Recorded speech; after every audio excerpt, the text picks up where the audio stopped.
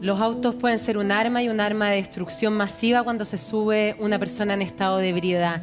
Lo viviste tú, Carolina, precisamente con tu hija Emilia y tú también, María, con tu hijo. ¿Qué sientes hoy día? Que muchos culpables de haber matado personas como te sucedió a ti con el caso de tu hijo hoy puedan quedar en libertad. Me da mucha pena, vergüenza de que no se cumpla la ley como corresponde, porque ellos son unos asesinos al volante, son un peligro para la sociedad. ¿Y cómo fue el accidente de tu hijo?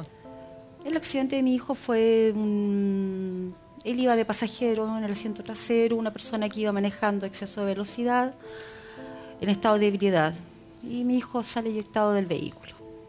Eso fue el accidente de mi hijo. ¿Y la persona que produce este accidente por ir en estado de ebriedad queda detenido? No, nunca lo detuvieron, nunca le retuvieron la licencia de conducir, el auto se lo entregaron el mismo día. Él tampoco avisó a Carabineros del accidente. Él está libre en este momento, siguió con su vida normal. Hay un juicio que en este momento quedó estancado, ya que él hizo la solicitud el 15 de mayo ante el Tribunal Constitucional. Carolina, siempre hemos dicho que no debe haber nada más doloroso en la vida que perder a una hija. Tú perdiste a tu pequeña Emilia, de hecho la ley se le pone el nombre Emilia por tu niñita. ¿Qué sientes hoy día que quizás ese sufrimiento tenía sentido para llevar adelante este proyecto de ley para que no hubieran nuevas Emilias en nuestro país y no esté funcionando? Yo quiero dejar algunas cosas súper en claro. Nosotros dimos toda la batalla en el Congreso con un dolor enorme, con un duelo a cuesta, porque esto no pasara. Porque María no estuviera sentada en este momento al lado mío diciéndome que está viviendo lo mismo que yo viví, que no tiene justicia, porque la justicia nunca llega, porque el Tribunal Constitucional en este momento paró su juicio. Y nosotros nos prometieron en el Congreso y nos prometió el Estado. Y me acuerdo perfecto del mensaje presidencial de la presidenta Bachelet en el que él dijo: aquí se está saldando una deuda con las víctimas. Aquí estamos haciendo justicia en un caso que definitivamente se había discutido como la sociedad y habíamos considerado de que los valores principales de ella era la protección de la vida. Y en este caso, el decir que la ley no funciona, que de antemano digo que yo vengo diciendo esto desde hace mucho rato, que la ley no funciona en algunos casos específicos, es un golpe, pero no es un golpe solo a mí, es un golpe a los 22 casos que están en el Tribunal Constitucional. Carolina, ¿cómo se entiende? Escuchábamos recién al senador Espina decía, no, aquí no hay autocrítica porque el problema no es la ley. Pero yo recuerdo, y hemos conversado en varias oportunidades, que tú siempre has dicho que la ley no quedó como debía quedar, que iba a ocurrir esto o que existía la posibilidad. ¿Qué es lo que pasa? ¿Cómo se entiende para que logremos dimensionar lo que está pasando con la ley, Emilia? Mira, la ley en este país no es igualitaria para todos y yo creo que eso es algo que la gente no dice o no quiere discutir. La ley en este país es interpretable según cada tribunal, según cada fiscal, según cada defensor. Hay una serie de factores que uno no maneja y que están de acuerdo en relación a las sentencias que uno recibe. La primera sentencia de ley Emilia fue la sentencia en el caso de Pablo Asensio, un estudiante también de arquitectura de Valparaíso. Le mando un abrazo a su padre Pedro, a su mamá Maritza, que están viendo la televisión, y en la cual el imputado logró a través de la Corte de Apelaciones rebajar la condena. Un imputado que fue juzgado a 9 años de cárcel efectiva por fuga y por conducción en estado de ebriedad. Y le rebajaron la condena en la Corte de Apelaciones, y eso fue en el 2015. Y cuando eso pasa, yo voy al Congreso y les digo, pasó esto con el caso de Pablo Asensio, por favor, ojo, porque esto puede seguir pasando. Y en el Congreso me dijeron, no, es que hay que esperar los tiempos en que la ley efectivamente empiece a avanzar y a funcionar para que los tribunales le tomen el peso. Ya, o sea, en ese momento te dijeron, no, este es un tema de la ley que se está recién comenzando a aplicar, pero eso se va a resolver. Eso se va a resolver. Pero eso no ocurre. Pero eso no ocurre. Ahora yo quiero dejar claro, sí, tengo 242 casos en que tengo sentencia y en que tengo sentencias con cárcel efectiva. O sea, la ley sí está funcionando en esos 242.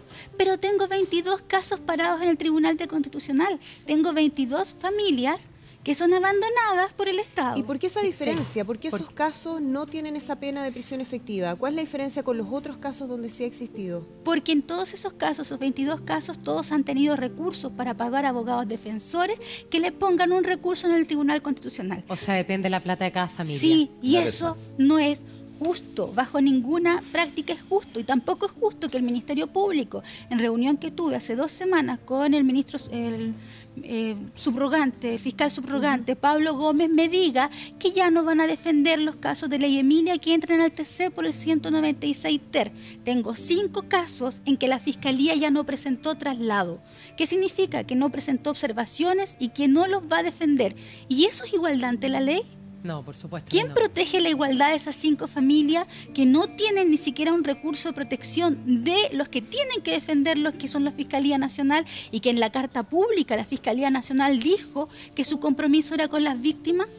¿Quién los protege? Entonces tengo 22 familias literalmente abandonadas por el Estado y también abandonadas por los legisladores. ¿Y tú encuentras, Carolina, que eso es responsabilidad de quién? Conversábamos antes, tú me dices, yo no soy abogada, pero ya la verdad es que manejo bastante todos los conceptos, ¿no? La norma jurídica.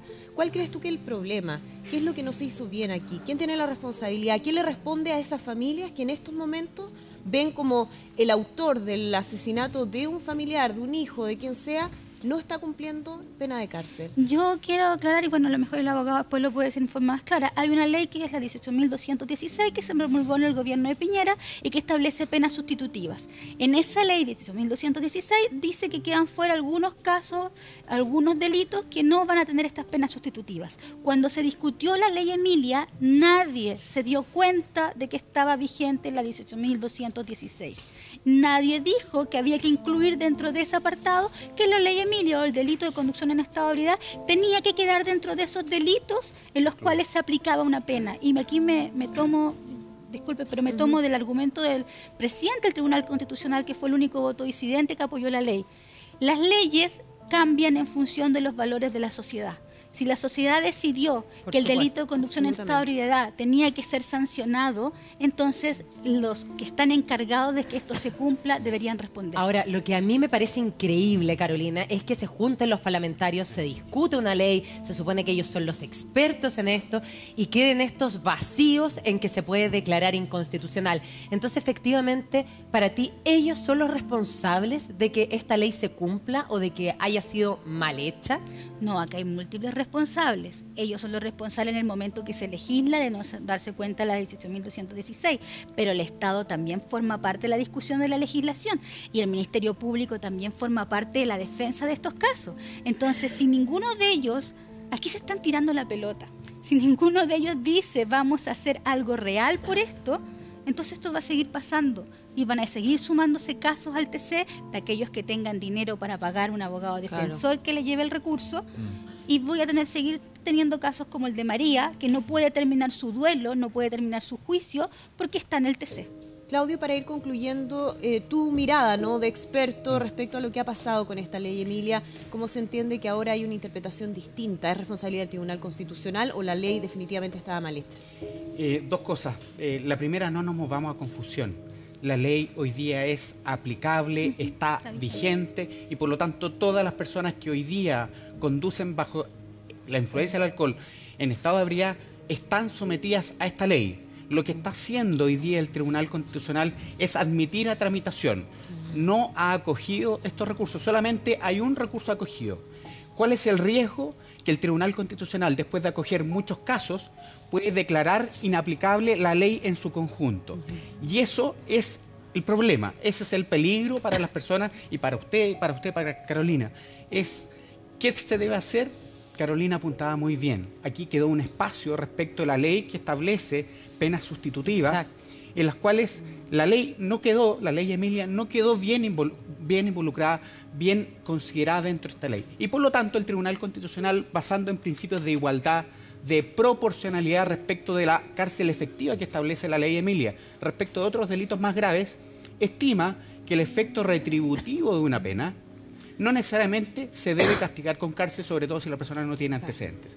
Lo que en este caso se está diciendo es que, según el voto disidente del ministro Carmona, por ejemplo, es que la ley puede establecer valores distintos. La sociedad puede proteger valores distintos y eso significa que en este caso perfectamente podría establecerse por el legislador una motivación distinta y no debiera ser inconstitucional. Claudio, muchas gracias. Ojalá se haga lo que tú estás diciendo para que no sea inconstitucional y para que no tengamos más mamás como Carolina y como María en nuestro país. Muchas gracias por acompañarnos. Sí, dime, Carolina. Yo solamente decirle a la gente, a la ciudadanía, que por favor no nos abandone, que por favor nos ayude a defender a la ley, a los medios de comunicación que también lo hagan, porque esto le puede pasar a cualquiera. A cualquiera. Y si a cualquiera le pasa y se da cuenta que la justicia no funciona, es terrible, porque pierdes nuevamente. Así que por favor no nos abandone y acompáñanos en esta lucha. Y sigan ustedes como fundación luchando por esta causa tan importante en nuestro país. Y nosotros nos trasladamos donde